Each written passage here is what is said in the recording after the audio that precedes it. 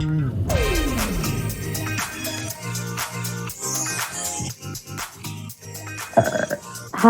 I'm Madonna. I'm your worst nightmare. To rule the world. Why don't you show them what you do, honey? You've never had more fun with anyone else. People, we gotta move on to the next song. I'm sweet and I'm a bitch, you know what I mean? And that's always been the way it is. I'm a human being. I'm waiting. Hi, this is Oliver Sidney Crumes III. You're listening to MLVC, the Madonna podcast. Hey guys, it's Tony. And hey everybody, it's Stefan. Welcome to another episode of MLVC, the Madonna podcast, your place for all things Madonna, Louise, Veronica Ciccone, and beyond. We are continuing our Blond Ambition Tour series this week and being joined by none other than Oliver Sidney Crumes III himself. Oliver, welcome to the podcast. Yeah, thank you. Oliver, Thank you very much. So awesome to have you on the show and to actually talk to you. Yes, thank you. Honored to be on it. Thank you. Obviously, we've been big fans since we saw you on the Blond Ambition Tour and then Truth or Dare. And then it was so great to catch up with you in the Strike a Pose documentary and see just your evolution, and as dancer, and also the evolution of your relationship with the other dancers through the years, which that was so special to see. So I just wanted to say that before we started. Well, thank you. Yes. Oliver, how is everything out your way? I mean, we are in crazy days right now, a pandemic, and there's some chaos in the nation. And are you doing okay? Well, tonight they did a curfew at 7:00 in Vegas because a couple of places got broken into, and they're doing a little. It's not too many riots, but people are protesting, and they're all down the Strip and downtown Fremont Street and Summerlin. Y'all don't know where Summerlin is, but Summerlin's another part. But yeah, they're protesting a lot, so they're just trying to be precautious. So yeah, absolutely. Yeah, making their voices heard. Yeah, I honestly think I just look at it this way. I know the situation that happened, but all cops are not bad. You know what I'm saying? I mean, my uncle that passed away last year of colon cancer, he was a cop in New Orleans, and he was one of the nicest cops you could ever meet. And I just think that they shouldn't be treating the cops the way they're treating them, like cursing at them, saying this and that, because they're not the ones that did this. To George Floyd or whatever. Yeah, George Floyd. Sorry about that. Yeah, no, you're absolutely right. I mean, people are trying to do their jobs, and we're trying to just move forward and have a better day. So yeah. So, but I'm glad to see that it's not just blacks that's protesting. I'm glad to see that it's whites, Hispanics, all genres. So it's pretty cool. That's cool to see, because we didn't have that back in LA in 1991 or 92 when the riots happened for what's his name? For Rodney King. Yeah. For Rodney King. I was there for that. Oh man. And dude, and that was bad. Because all down Pico, because I lived on Fairfax and Pico, and right down Pico, the whole like long street of Pico. As far as it can go, it was nothing but riots, and a lot of businesses got burned down. So, yeah, that was really bad. But I think, this time it's like we're a united front. We're sick of it. It's time. Yeah. Well, good thing that we have this time together where we can forget about the troubles of the world and talk about something more fun. Exactly. So before we get into some questions, just want to give a little bit of a introduction. Yeah, tell us a little bit about Oliver Sidney Crumes. Yes, I mean, for a Madonna diehard fan, Oliver Sidney Crumes III needs no introduction. He was born and raised in the projects of New Orleans. He moved to LA at the age of 15, where he began his career in hip-hop dancing. He and his brother Lance taught themselves how to dance by watching Michael Jackson videos, and at 19, landed a coveted spot as part of the dance troupe for Madonna's iconic Blond Ambition Tour. Not only iconic. Not only did he get to participate in one of the most memorable moments in the Vogue video with Madonna, but he also was a standout focus in Truth or Dare as the only straight dancer among the group. 20 years later, he participated in the follow-up documentary Strike a Pose, which provided a glimpse at the lives of those same Blond Ambition dancers. Nowadays, he teaches hip-hop to kids at the Musicology Academy in Henderson, Nevada, which he operates together with his wife. So there's our little walk down memory lane of Oliver Sidney Crumes III's wonderful career. And I don't know, Tony, where do we even start? Yeah, no, that's what I was just going to say. He's still going in. Yeah. And it's Musicology Academy. That's the name of the studio, but my department is called Revelo Hip Hop. That's Oliver spelled backwards. So right, and I know that I heard in an interview that you did that Revelo is also the rap name that you came up with. Madonna. Well, no, actually, Madonna came up with it. Oh, she came in Japan. In Japan. So, but I did this way before Oprah. Well, she thought of it. She thought of it way before Oprah because this was in 1990, and it was right when we got to Japan, which was the first show we ever did. Starting a tour, it was in Japan, and we was in the hotel room, and she was saying, "Oh, why don't you rap?" I was like, And then, well, we'll talk about the rap thing later because I can. We'll talk about that later. But okay. Okay. Well, all right. So we'll start with Blond Ambition. I think that's a good spot to talk about. Okay. So how influential do you think the Blond Ambition Tour has been to dancers in general? You know, like to dancers, and then every way the pop tours are staged today. You know, like when you were working on that tour, did you know that it was going to be that influential? Did you feel it or? Well, first, no, I didn't. I mean, we were babies, and I mean, I'm sure for Madonna, this was she didn't know what we was getting ourselves into. You know, I think maybe Vince Patterson might have knew because he choreographed and he listened to all the different music that we that she put together with the songs that she wanted to do on the tour. But I honestly think. We paved the way for other tours to tell a story, and that they don't need 20 to 30 dancers on stage to cover up a song. So that's the way I feel about it. You know. So, but just as far as it being so iconic, still to this day, I mean, a lot of my fans, and I'm sure a lot of her fans, because my fans is her fans. They always say. I mean, they're always talking about Blond Ambition. They'll talk about Blond Ambition or the girly tour, or maybe was it the Rebel tour? Rebel Heart. Rebel Heart, yeah. But it always goes back to Blond Ambition, doesn't it? It really does. It really goes. They don't talk about the Who's That Girl tour or the Like a Virgin tour.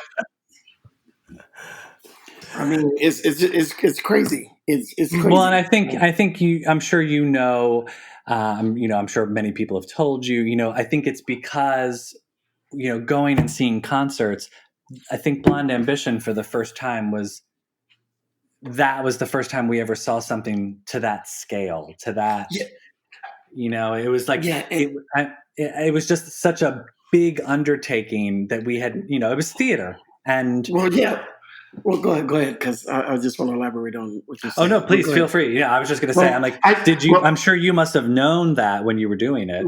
Well, no, you got to think about it. The only big thing that really happened in a concert when it started was the construction. How the stage turned into a construction site, right. and we were faking like we were pounding rocks and buildings and stuff. And we had on the overalls, and we had dirt on us. We had the dirt makeup on us and all that stuff. But then after that, it was just the dancers, a percussionist, a drummer, and the band members on right to left, and the two singers. And you had those stairs. And I mean, for Like a Prayer, of course, they brought off the cross. But that's all we had. We didn't have any sound effects or lifts or fire. Well, lifts. Well, no, we had lifts for when it came up for Vogue and Right. Keep It Together when we dropped down. But we didn't have like we didn't not firecrackers, but fire. Right, pyrotechnics. Yeah, like pyro. We didn't have no kind of pyro or anything. All she had was those two big like statue guys on the side on the big scrims, and that's it. And that's all we needed to make that show. But we didn't know that it was going to be the way it turned out. We didn't have no idea. I mean, it's just cool. I mean, look, you got to think about it. Look at it this way. Would you be talking to me right now if we would have never done that tour? Right. Yeah, we would be nothing. I mean, I honestly think, I'm sorry, I might be talking a lot, but I'm on a roll. Sorry. No, but feel free. We are the luckiest dancers, even though Carlton and Kevin hates when I say this, that we're the luckiest dancers. They go, Oliver, no, we were picked out of a bunch, and you know what? We deserve what we got. So that's their saying. But anyway, we're more known than any other dancer that's ever danced in the history of dancing. No, I can agree. I can agree with you because that's crazy. People know all you guys by name, on a first name basis. Yeah, exactly. Okay, let's talk about your featured moves in "Open Your Heart" at the beginning of that. Was that? I mean, and I use the word iconic again. I mean, just you and Madonna dancing together. Tell us about how that was choreographed, and then also tell us and this also includes Where's the Party in Vogue, like your own moves, like your own hip hop moves that, maybe Madonna's audience had never seen before. Well, the thing is, I want to start off with, because everybody, I'm known for the iconic Vogue video. Yes. I honestly think the director for the video asked me, could I come up with some, funky hip hop-ish moves? It could have been him or Madonna. I wasn't sure about that. To do. So it was David Fincher. David Fincher. I know. I've totally blanked out his name. First of all, I don't mean to interrupt. I'm so jealous you got to work with David Fincher. Like, David Fincher is a legend in film and music videos. Like, he did amazing music videos for Madonna, and I love his work in general. And that's so amazing that you got to work with him. So sorry, I'm just fanning. I'm fanning out right now. It's all good. No, a lot of people don't know about him. I mean, people know about him, but this new generation don't have no idea. Because when you look at the Vogue video, it's so special. Mm-hmm. I mean, everything about it. And but yeah, as far as that, they wanted me to come up with something funky, like hip hop-ish. And the first thing I thought of, which was pretty cool, was the Running Man. And then the one move where we're opening our arms up and we're twisting, and then I grab her foot. That was just a Oliver typical move, and I'm actually the one that thought of the where she puts her hands under her chin and she hits me. Yeah. I thought of that. So, and then of course when I go behind her and I do my little solo thing behind her, well, I asked Louis and Jose, could they help me?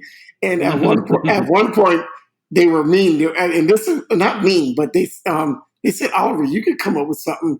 And I kept on saying, no, I can't. But then all of a sudden, Louis gave me the one move of taking my hand to put my right hand over my left shoulder, then my left hand over my right shoulder, and continue. But the hat thing, I thought on my own, bringing it around my face. So, but that's for the Vogue thing. But as far as Open Your Heart, I did my own little freestyle in the beginning, and the rest of the Open Your Heart, that just came from the top of my head every time I did it. And we heard it was choreographed, and it was staged by Vince Patterson. Of course we know who that is. And where's the Party? I choreographed some of the hip hop. Definitely, when we did the trio part, me, Kevin, and Gabriel.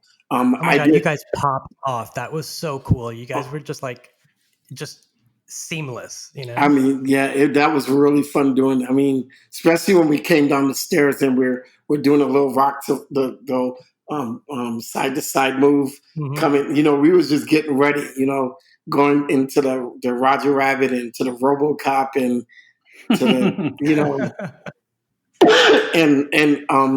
also when we went into the trio part, how we had to jump over our legs, how we do the kitten play. Dude, there were so many times that we slipped because it might have been raining or something. But yeah, it was fun. It was really fun. Especially, I mean, there were some nights where you guys performed outdoors and it was raining. So how was that? You know. Well, the first. Sorry, I'm drinking water. That's okay. We understand. Yeah, for everyone listening, Oliver's battling a little case of his seasonal allergies right now. So, yes, so I'm coughing. I already did my test.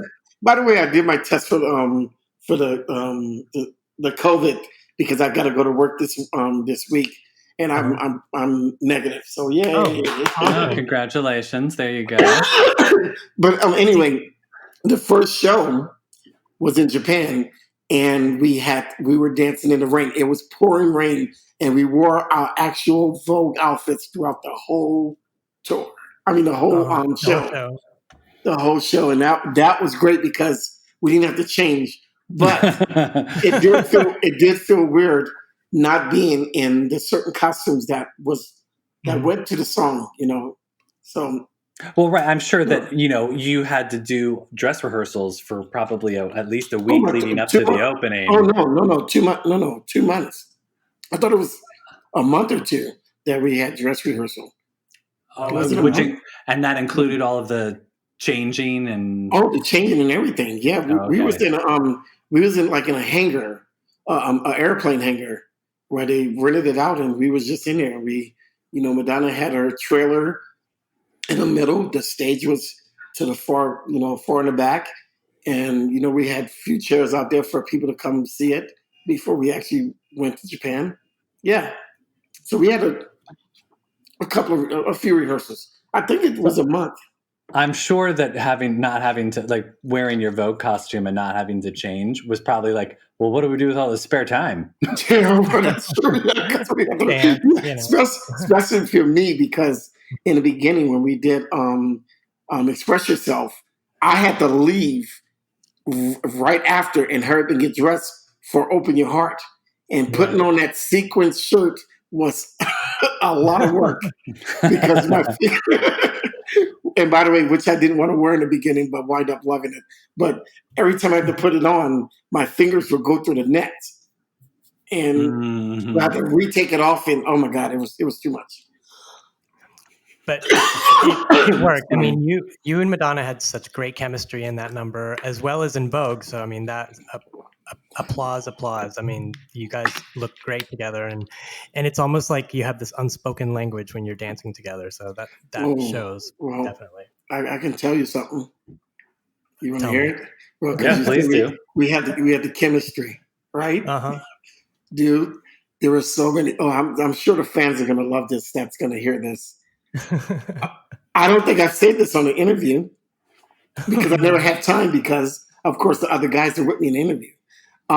There were not so many times, I won't say so many times, but there was times that she was mad at me and we're doing Open Your Heart and she could be singing and she, you know how she looked back at me on the stairs?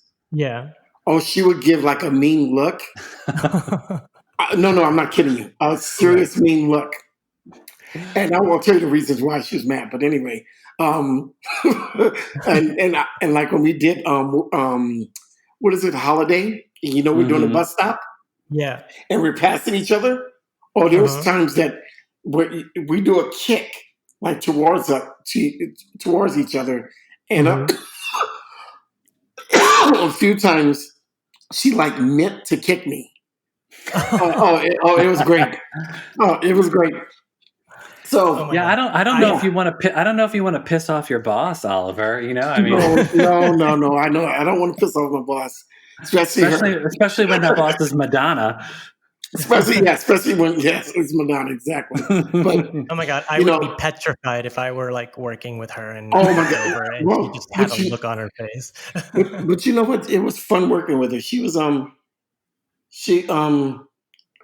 she was just very positive. She was fun to work with. She loved all of us. I mean, she took care of us. And if you look at, because I could have sworn that she did another documentary on the Rebel Heart tour or something. She did some kind of thing where she showed backstage. She was never as close with them as she was with us. No, Yeah. I've noticed that too. It was in the film I'm Going to Tell You a Secret, and the dancers had their own story, but it did not include her. You know what I mean? I mean, you could tell that she loved us. She loved every single one of us, and she really cared. But, well, I want to say thank you for choreographing that little moment in Vogue, because I was obsessed. I was obsessed with that song and video, and I learned all the choreography. And whenever that song would play, I was doing the Running Man. So, did you see us in concert live? Yes, on my 15th birthday. It was amazing. Oh my God, your 15th birthday! And Oliver, I went to the first show in Houston. I was there on Thursday night, and it was. My life changed that night. I mean, I was like, some little kid in Houston, Texas, and then I go see this show, and I'm like, what is going on here? You became a man after that show, Tony. Yeah. You walked in a child and you walked out a man. Wow. No, and this is also kind of funny. I was talking to my friend Michael Lopez, who's also from Houston, and I told him, we're going to be talking to Oliver. He's like, oh, well, tell him about my cameo in Truth or Dare. And I'm like, what are you talking about? I've known you for years and I've never heard the story. So during a scene where you are in the hotel room in Houston looking out the window, Michael and his friends could be seen out the window in the front running into the hotel because they had heard that's where Madonna was staying and they were trying to figure out. Are you serious? Oh, how funny. I gotta watch that again. And it's so funny. And of course, you're just looking out into the distance and it's a great shot. But if you really look beyond to where the cars are coming down, you see all these like teenage boys running. I gotta check that out. Well, I mean, I have it on DVD, Blu-ray, and digital. And digital. Well, so I've read in previous interviews, you said that when you started out on the tour, you were homophobic, but that being around Madonna and the other dancers helped change your opinion. So how did the time on the tour change your mind? What I mean, and this episode will air during Pride Month, so I thought that was an appropriate, in Truth or Dare, we got to see a moment where Lewis and Slam and Jose and Kevin went to the Pride Parade in New York City. And how did that experience on Blond Ambition change your mind? Well, trust me, when I read this question, I thought to myself, I have this quote that I wrote. Would you like to hear it? And it refers to what you're asking me.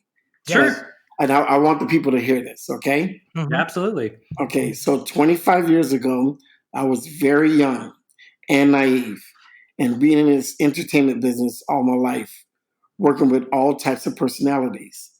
I have come to see that we are all human beings who have emotions, hearts, and feelings. The only thing that makes us different is our choice of different or same genders to love. Mm-hmm. And I wrote that for this what was it? Maybe it was an award that we received 2 years ago for the city of Los Angeles. I wrote that quote. But basically, it was just they changed my life. I mean, it's like I didn't have no idea what I was getting myself into. I mean, me and my brother, when I was doing the Vogue video, I brought him down to the set. It was my first time seeing two guys kiss, and it was Gabriel and Kenneth, his boyfriend at the time.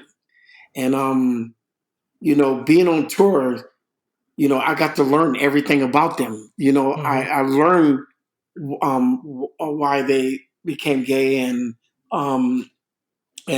what their livelihood was like when they were young, and what they had to go through. And I learned about the extravaganzas. I learned. You know what I'm saying? I learned about. Yeah.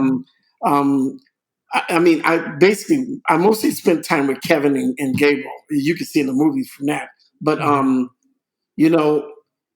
they took care of me like I was their little brother, because I think because I was the only straight one, even though Lewis always says he's flamboyant.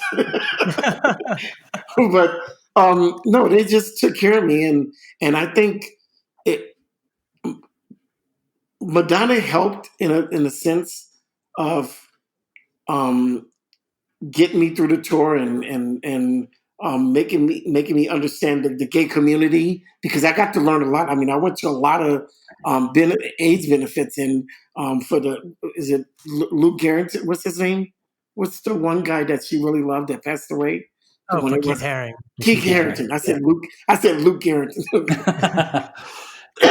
But I got to experience and see what that life was like, and it just opened my eyes, and it made me a better person, because I mean, a gay person could not touch me or look at me.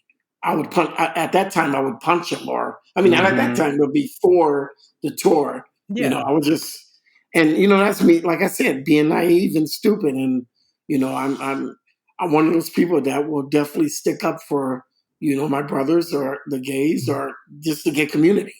Yeah. So. Well, I mean, back then, in 1990, times were very, very different than they are today. I mean, totally. When I went and saw Truth or Dare in a theater in Northeast Philadelphia, that was the first time that I had ever seen two gay guys kiss on screen. Exactly. And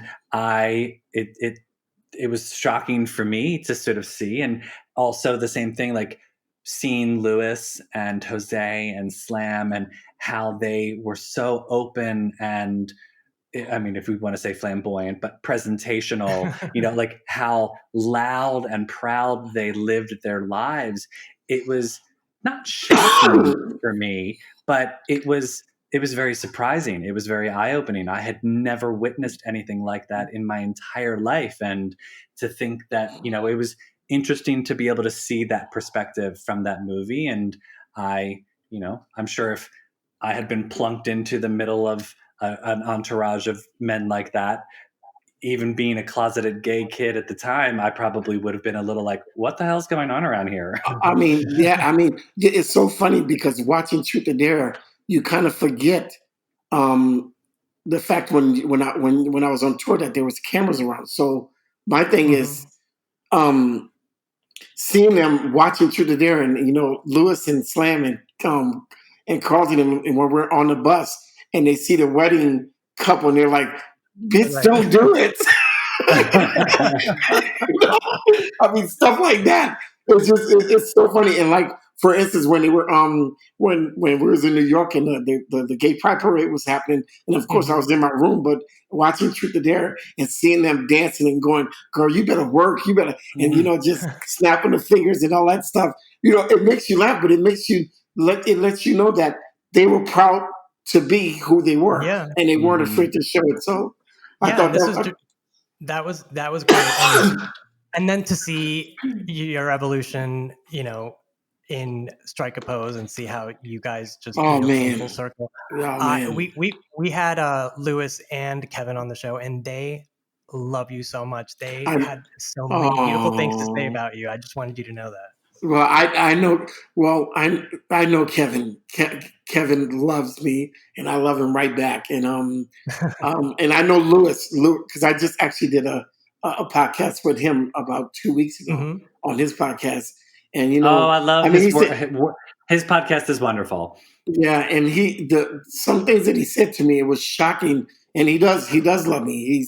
They're my brothers, and they would do anything for me. And they just always let me know, because they know that every now and then I'll get insecure, and they're like, "Dude, you are Oliver. You are the first hip hop person to ever teach hip hop in LA in '89. You're the first hip hop person to, to be in a movie, to be in one of the most iconic tours ever, Yeah.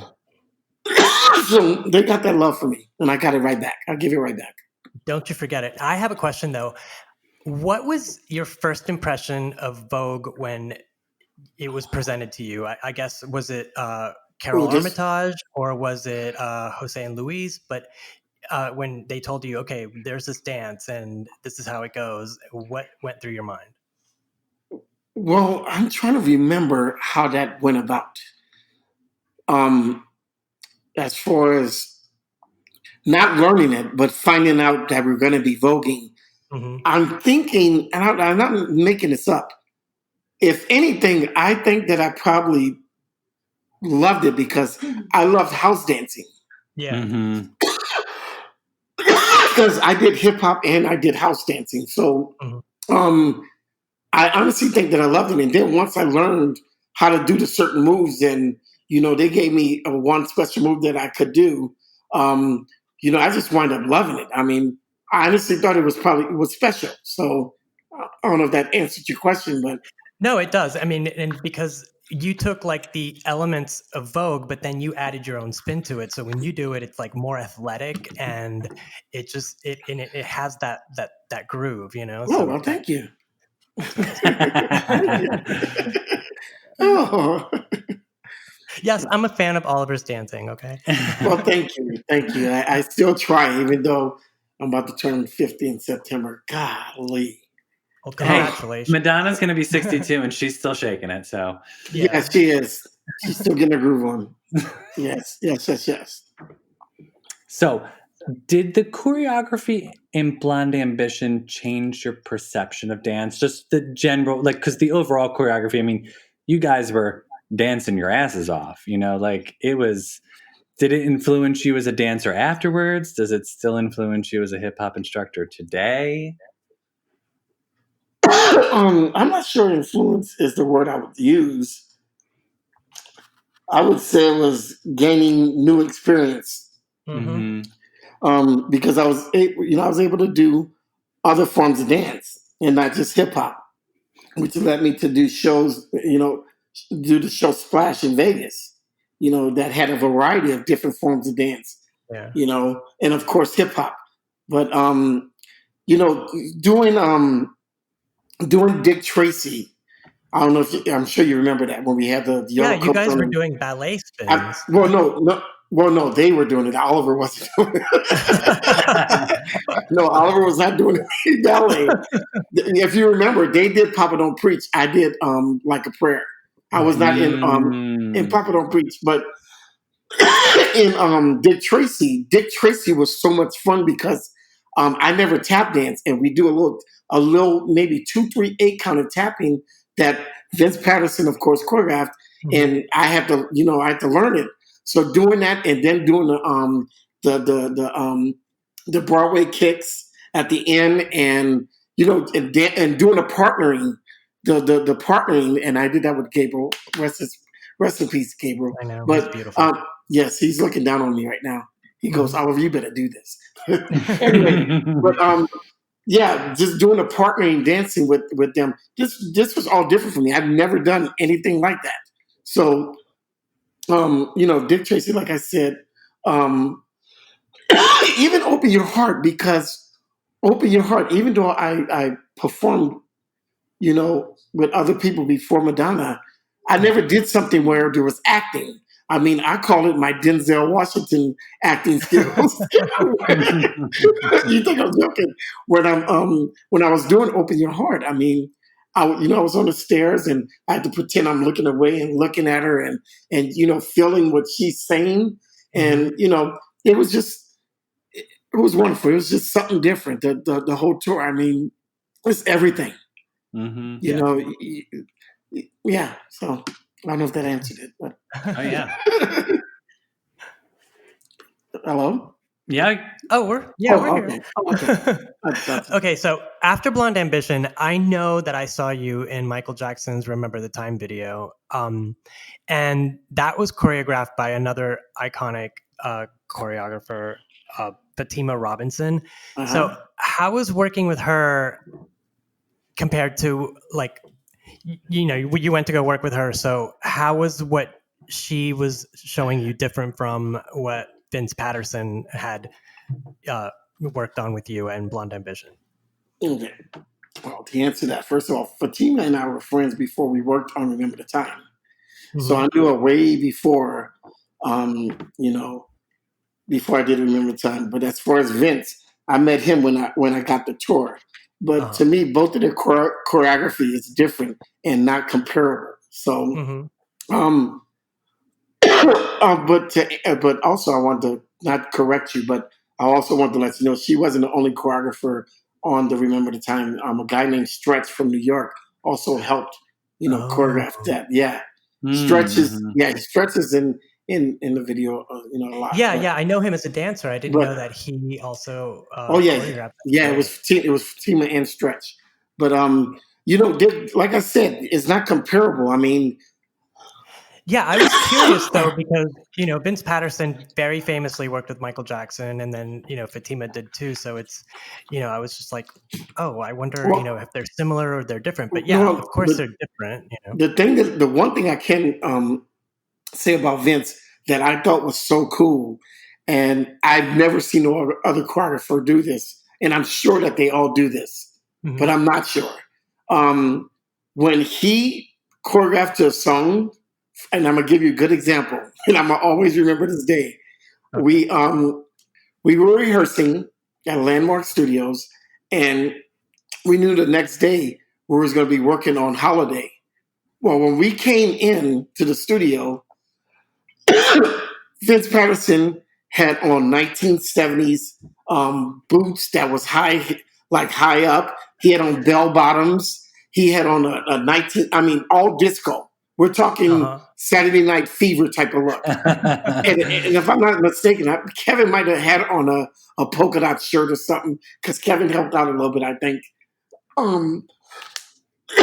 Anyway, so for him to get into that character and feel that music, he actually wore the clothes that he felt that was appropriate for the song. Mm-hmm. So I saw that, and I thought that was one of the coolest things ever because I thought to myself, I'm like, are we about to wear that? Why is he dressed like that? I'm like, what happened to his everyday regular clothes? So anyway. Well, so I want to hear a little bit about Remember the Time. I mean, you go from working with Madonna to Michael Jackson. I mean, these are not small pop stars. Exactly, and this video was a big production. I mean, it was out there. How do you think I feel? How do you think I feel? How do you think I feel? Now, you got to remember, Michael Jackson. Sorry, I'm coughing so much, guys. When I get hyped up. We need to send you some herbal tea and some Claritin. Oh my God, I've tried everything and it doesn't help. But anyway, you got to think this way. Michael Jackson is my idol. Mm-hmm. May he rest in peace. I wish to God that he wasn't gone, but he is the reason why I started dancing. So. When me and my brother got the Remember the Time video, first of all, we didn't have to audition. I didn't even throw that in there. We didn't even audition, by the way. We just got it. You just got the phone call. Hi, this is Michael Jackson. I'd like to invite you to dance in my video. No, Michael, no, from Fatima. No. But anyway, to dance with him, I mean, he treated us, oh my God, for those 2 months. On the set, I mean, we got to play with his monkeys. I mean, he talked to us. He even, and I think I might have said this in an interview. He knew who I was. He actually said to me, he goes, I know you dance for Madonna and this and that, whatever. And he said that he loved my dancing. Nice. I just got chills. I mean, and by the way, because I want to talk about this too, but after we're done with the questions, remind me to tell you about the Prince story. So, we can talk about the Prince story now if you'd like. Yeah, you can tell us. But yeah, you just mentioned that you guys were on set for 2 months. That is some crazy preparation, but I can imagine. I mean, Michael Jackson is a perfectionist at every sense of the word, right? He came to Landmark Studios every time, not every time, but once we got the choreography down, he came to the studio and did some of the choreography with us and everything, and was just sat back and watched. And then at one point, he said to Fatima and to all of us, and he goes, how would y'all like to do this to a remix? And we was like, what? So he put on a remix. I remember the time that Teddy Riley did, and oh my God. And so we was doing a choreography to that. And then at one point we were all like, are we going to do this in the video? Well, that was that was a huge production, if I can remember. Like, that was when Michael Jackson, Eddie he was Murphy. like, Eddie Murphy, Iman, Iman, Magic Johnson. Magic Johnson. Right. Yes. And it was like a Did you say super long Oliver? video too. I said Oliver, yes. No, because I remember watching, you remember back then when a video premiered on MTV, it was a big event. Everyone had to tune in. Remember. Me and my friends were watching it, and we all screamed at the same time, "Oh my God, it's Oliver!" Yeah, I got. That must have been one hell of a craft services table. Let me just say, rolling up to craft services with eating M&Ms with Michael Jackson, all kinds of foods. Yeah, just everything. Dude, being with John Singleton, may he rest in peace too. I mean, John Singleton, and it's so funny. I'm still mad to this day. Do you know the part where, and remember the time when you first see the dancers were coming from the right side of, and you see pillars, and you see everybody doing Egyptian moves coming out? Yes. Yeah, you guys are coming to like in a formation, and you're kind of slunk down doing I was supposed to be in that, but I was too shy to do it. Oh. And I was gonna be in the front. Well, now there's a coulda, woulda, shoulda. There's a coulda, woulda, shoulda moment. Yeah, seriously. I got the dance right next to him, so I don't even care. It was me, and I think her name is Marina. I forgot her name, Marina. And then I got to be with Fatima, because me and Fatima was together at one point, but I was right next to Michael at one point, so that made my day. No one looked like you. You stood out, so that thank you. worked in your favor. Thank you, sir. Okay, now tell us about Prince, because Prince. Okay, how long do we have? We can go as long as you want. Yeah. Okay. Well, this was, I think, in late 91, maybe 92. I was in LA, of course, because I moved to Vegas in 94. But I went to this club called Bar One in LA. And, I was just there with my friends, hanging out, jamming, dancing, doing everything, whatever. And we found out that Prince was there. Well, he was sitting in a booth in the back, and he had a bodyguard in front of him. And it was a little dark where you could see him, but you couldn't. But anyway, all my friends was there, and I was like, dude, man, I wish I could go just say hi to Prince and let him know, because he's one of my idols too. I had Purple Rain all over my wall with Vanity 6 and Apollonia. Well, I said to my friends, I was like, dude, I wonder if I can go meet him. So I went to go walk up, and I'm not lying to you. So people listening to this, they're going to be like, yeah, right. But it's the truth. It's the truth, because the rest, what I'm about to tell you, my wife can vouch for me because she was there, but we'll get to that in a second. Anyway, I go up to the bodyguard. I go up to the bodyguard, and he stops me, goes, no. He's like, no. I'm like, can I please? And then as I'm saying, can I please? All of a sudden, Prince says, let him in. Well, no, I'm not kidding you. I got to sit down and talk to Prince for an hour. Nice. About an hour. Just me and him. He knew who I was. He saw Truth or Dare. Everybody saw Truth or Dare. Well, it's Prince. Know that. Yes. He saw Truth or Dare. He also, I guess he saw the concert too. And he complimented me on my dancing. I was like, I couldn't believe that I was sitting there talking to him. So that happened, right? Okay? Yes. Well, let's fast forward. To moving to Vegas. I met my wife in 1999. Did it happen in 99? 2001. Okay, so in 2001, I don't know if anybody knew, but Prince, he didn't move out here, but he performed out here a lot. And he performed a lot at Studio 54. Well, At the MGM Grand. At the MGM Grand. Well, now, remember, I met my wife in 1999, so this was 2001. So he's at the club, and we get to the club, and we find out he's at the club. We're just performing it. I mean, just dancing, having fun, whatever. And I think he did perform on stage. We watched him perform on stage, and after he's done, he went up to the second floor. Well, I always say this, but I knew she believed me. But my wife was like, Oliver, why don't you go in and talk to him? And I was like, well, I don't know. I was like, I'm not sure. I'm not sure if he's going to remember me. Well, dude, so I walked up, and it was almost the same situation. He had a bodyguard in front of him, and I was holding Jeanette's hand, and I said, I've met Prince before. I was saying to the bodyguard, whatever. Prince goes again. He goes, let him in. I went in to try to bring Jeanette, and the bodyguard was like, no. So Jeanette had to stand. She had to stand on the outside and watch me sit and talk to Prince again. So that was my story. You know what? You got to take one for the team sometimes. I mean, it's like, but I felt so bad. It's like you're gonna go talk to Prince, and sorry, Jeanette, but you're gonna have to wait. But yeah, that's my little story. My little story that I have with Prince. So I got to talk to him, meet him. He knew who I was, and I think that's the coolest thing. So I got to dance for Madonna, which I never thought or never in a million years think that I would go on tour with her. So that happened, and then to dance with my idol. And then get to meet Prince. Yeah, I say that's a pretty good run, Oliver. I mean come on, dude.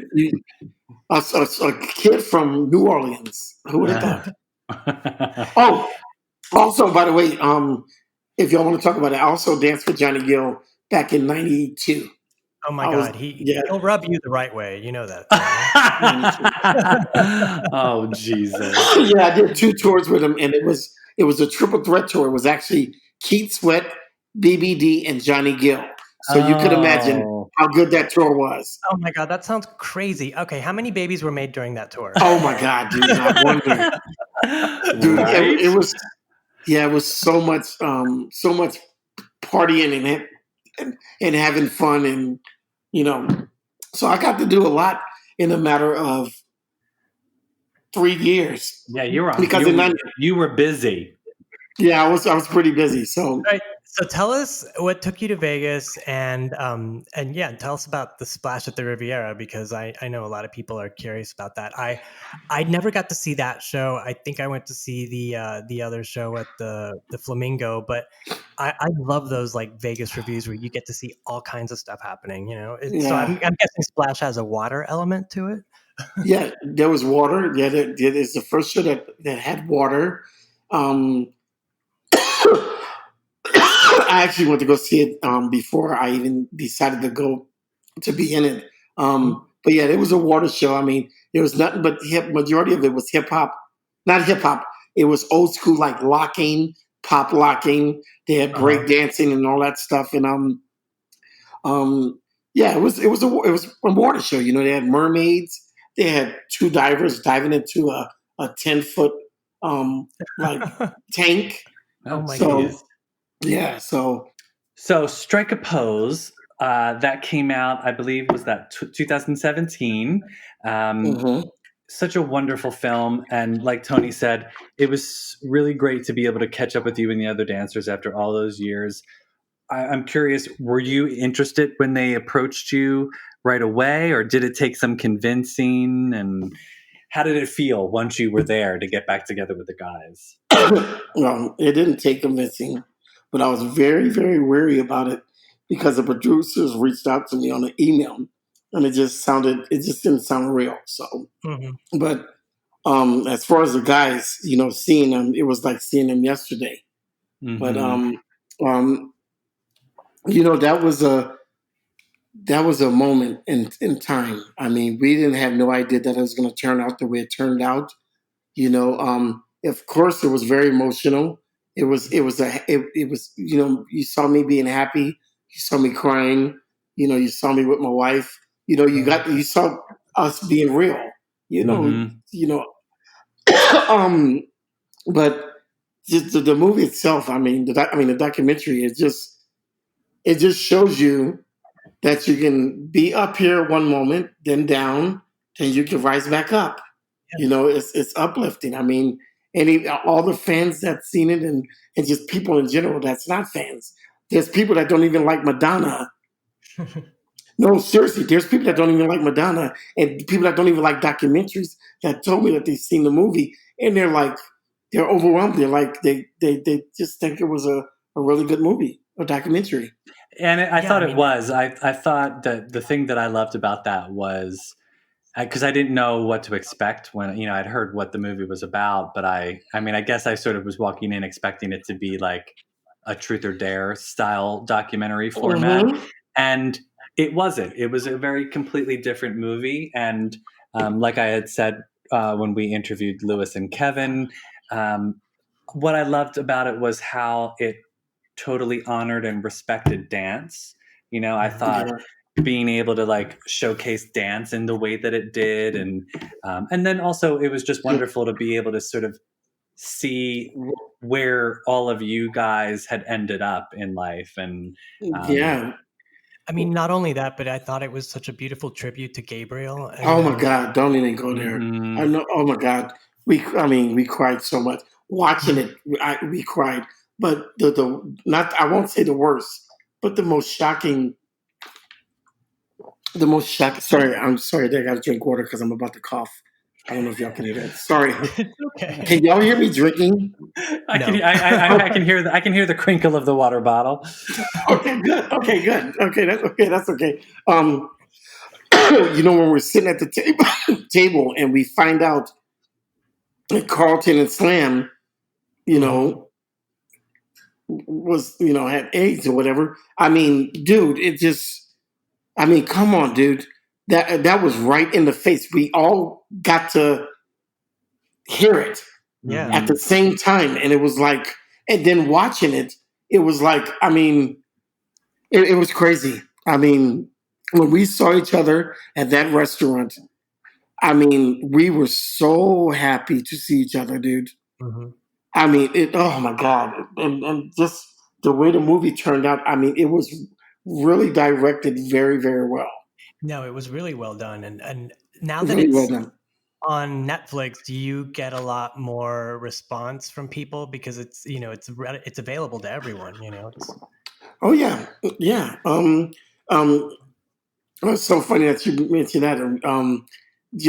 It was a couple of years back. Um, I think it might have been on. It was on I think my wife's mother's birthday.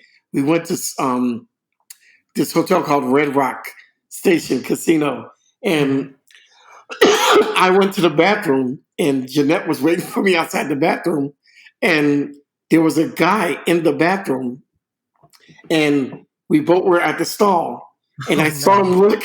I saw him look at me, and I looked at him, but I didn't think nothing of it. And so he walks out before me, and I walked out, and I see Jeanette, and all of a sudden he comes up to me, and he was Hispanic, and his English was good, but it was kind of choppy.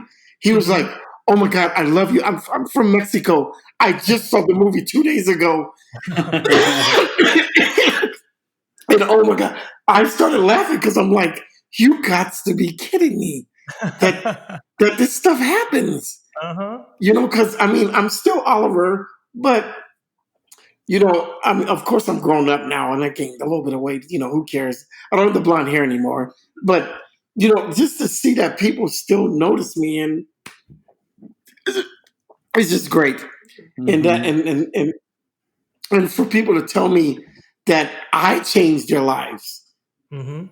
meaning and we're talking the gay community. I had people, not straight men, coming up to me, gay men coming up to me saying that I changed their life. which I find it just crazy. It's weird to hear. And by the way, for the record, I want to say this.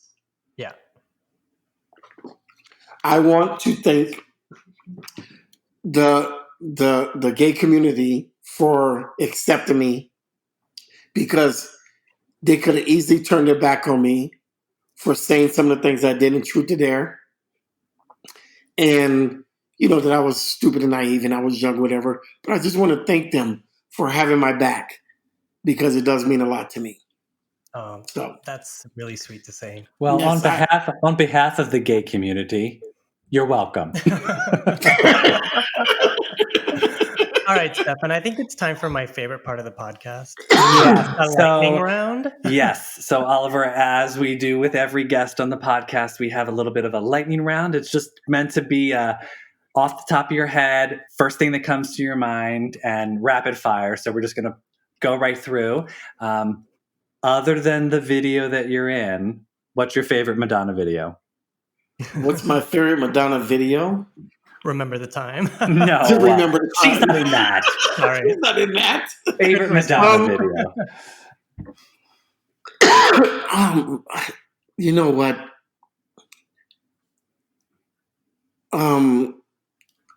Dress You Up to My Love. Can dress you up to my love. Mm-hmm. Live from the Virgin Tour. The live from the Virgin Tour. Okay, that's one of my favorites. Okay, all right. So I like Papa Don't Preach too. Oh, that's a good one. Yeah.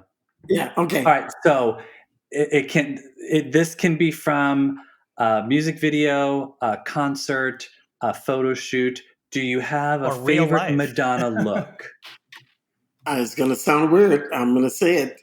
I actually like the look that she has on in "Dress You Up to My Love" song from the classic. So you're classic Madonna. I like that, but I also love the cones from the Vogue video. I mean, yes, because we all had on dope suits. Yeah, who doesn't love a little goatee? Who does? Who doesn't? Yeah.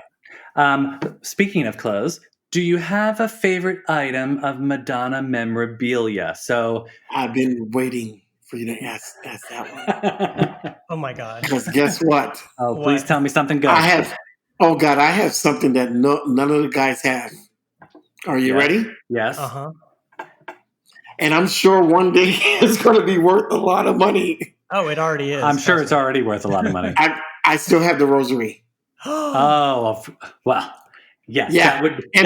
If you ever fall on hard times, Oliver, if you ever fall on hard times, just put that on eBay. You'll be able to. He said if you fall on hard times, I was going to ask you if you still had one of those black bowler hats, because those are really good on you. No, dude, you understand? When I moved to Vegas, I brought it with me. Mm-hmm. And I used it in the show, and it got messed up. And I know. I mean, I could easily lie and go buy one and say, "Oh, this is the one," but no, I wouldn't do that. But do you still have? We asked Lewis and Donna and Kevin this, and so we'll ask you as well. Do you still have the tour jacket? Yes. Okay, good. There you go. See? Yes, and I also have both. Sell the rosary, sell the tour jacket. You're good to go. You have a retirement plan. I have the yellow. And I don't even think they have this one. I still have the yellow tour jacket that was made by Levi's. No one has that. Oh, you're going to have to send us a picture of that. I don't even know about that. Okay, I will do after the. We can still keep in touch, guys. Oh, of course. Yeah. No. You got my phone. You got my phone number.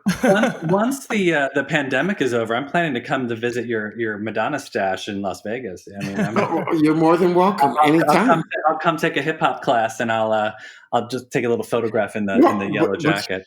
But you also can take a hip hop class on Zoom if you want. Oh, yes. Very so tell true. everyone about your online dance classes and how they can find you on social media, Oliver. Well, you can find me on Instagram and Facebook. Facebook at this Oliver Sidney Crumes III. Instagram is Oliver. Is it Oliver's? Oliver Revelo Hip Hop? Is that Oliver Crumes? We'll tag him on Instagram. Okay. And I'm on TikTok under Oliver Crumes, and watch out, he's on Snapchat. TikTok. Snapchat. Oh, you're on all the apps. I don't even think I'm not even on Twitter. TikTok. Oliver, are you dancing on TikTok? Not yet. But Okay. me and my wife did this little thing that we did for the community. It's just that's the only thing we have up there right now. But I will start. I have a few things that I've done, but I haven't posted them yet. All right. But yeah. Cool. I'm looking forward to that. So you guys follow Oliver on social media, and why don't you take a hip hop class? I think I might, and I might turn off my video so I don't. Yeah, seriously. If I ever do that, it's on Zoom. It's on Zoom, by the way. But it's going to be every Tuesday. We're starting next Tuesday. Okay, I'm going to be at the next class. It's at 2:00 my time in Vegas. So it's 2:00 Pacific time and 5:00 Eastern time. Yeah, you guys are more than welcome to take it. I will send you the code to get in. Yes, please. Okay, so you guys, it's on. Take the class. Yes, yeah. I'm gonna be popping and locking and doing the Running Man again. Popping and locking, no, it'll be just hip hop. No popping and locking. Oliver, I want to thank you for being on the show. It was really great to have you. Tell us these stories, and it was such an honor to finally get to talk to you and to ask you all these questions that have always wanted to talk to you about. And just thank you so much. And yes, thank you for making the time. You understand, this was my pleasure. I've been waiting to do this. We've been waiting 2 weeks to do this. Yes, we have. It feels like an eternity. We had a couple of false alarms with sound issues, but here we are back to attack and hyper than ever, right? You guys are great. You're great podcast. What do you call yourself? Podcast hosts. Podcast hosts. Yes. Yeah. Thanks. I hope everybody that listens to it, I hope they enjoyed the interview. Yeah. Oh, I think they will. Thank you. Yeah. It was really fun talking to you about Blond Ambition. Like we mentioned, we've also spoken to Kevin and Donna and Luis, and hopefully we'll get to talk to Carlton and Nikki soon. You haven't talked to Carlton yet? No, not yet. We're working on it. That should be fun. He should have find time to do that. Yeah, we've scheduled Nikki. We're gonna reschedule. Okay, you got Nikki. Okay. Oh, actually, before we go, I wanted to ask you: have you seen Nikki and Donna recently, or have you talked to them? I have not seen Nikki and Donna. That's the only people I've ever seen. I haven't seen them. Well, reach out to them because they are singing together now. And, no, I know that. I see them on social media. Yeah. And that's cool. Tony and I they did a show in New York last September, and Tony and I got to go, and it was magical. They're wonderful. Yeah. They both can sing, and we all know Nikki's just kills it. Their voices are amazing. I mean, I don't understand why they still don't sing for her, because I mean, that was when you thought of Madonna. You thought of them three, yeah. You thought of them three, yeah. Mm-hmm. Yeah. So, yeah. All right. Well, thanks, guys, for joining us for another episode. You can find us on Instagram at MLVC Podcast, and you can always find us wherever you listen to podcasts, on Spotify, Apple Podcasts, Google Play, Luminary, Google Play, Podbean. Yeah, we're everywhere. We're everywhere. We'll be back real soon. And once again, thanks for taking the time to listen. And I hope that you guys stay safe and stay healthy and, take care of each other. Amen to that. Yes. Amen to that. See you next time, guys. Bye. Bye.